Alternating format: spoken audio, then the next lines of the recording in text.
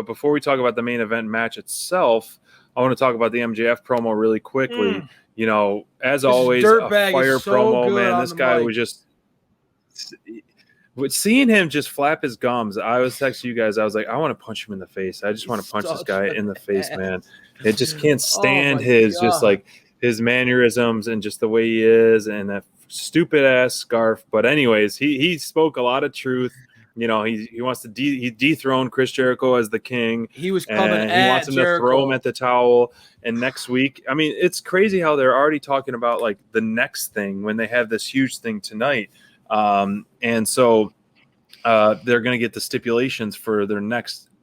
Jericho has to follow in order to get another match with MJF. So that promo was absolutely fire, man. What did you think about the promo? And then we'll dive into the main event that was just a showcase of the young talent that we absolutely loved. Well, you know, we're talking about two of the best heels in pro wrestling, and I don't think they're going to turn MJF face anytime soon. I don't think we don't need to worry about them going down ever. That path. I don't think so. That is great, and the reason why is because this dude is just absolutely. He will do or say anything to make you hate him, and that is a beautiful thing, man. He has not apologized whatsoever. For sure. This promo was just ruthless. You know, he was coming at Jericho.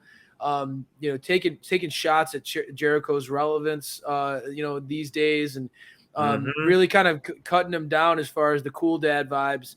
And Sammy, let's be real. MJF, like him or hate him, like I've said, and it's really easy to hate him. Really easy to hate him. He was delivering some fire at Sammy, and honestly, when it comes to, you know, all checking all the boxes, I think everybody who's a wrestling fan who's seen MJF can acknowledge that, yeah, his future is really exciting. His future is super bright, but it's not like we're talking about a guy who's at untapped potential or who has a high ceiling but is not quite there yet. Like, you know, you and I have talked a lot about guys and like even like a Jungle Boy, right? Like Jungle Boy can go in the ring and that guy is really compelling to watch. Of course. But from a character perspective, you know, can he carry a feud?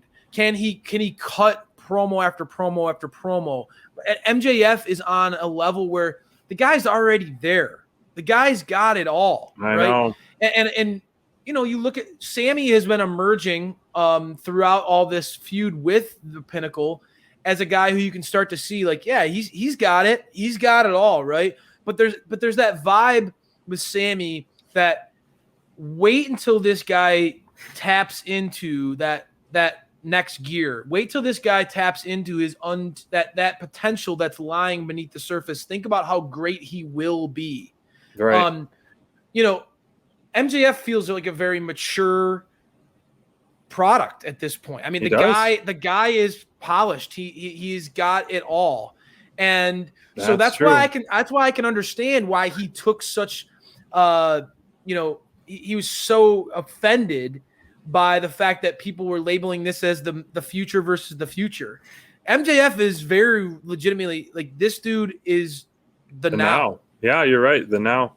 He is the now, guys. And if MJF became your world champion, I don't think anyone would bat an eyelash at his ability. I think a lot of us are excited. I mean, when we got to see that feud with Dictator John and see the promos that he was able to cut, his in-ring work is very intelligent, very, very methodical, very, very much a good fit with anybody, right? He can be a base for any type of talent that AEW throws at him. I think that MJF really, to me, stood out tonight in a good way. His character work is always exceptional.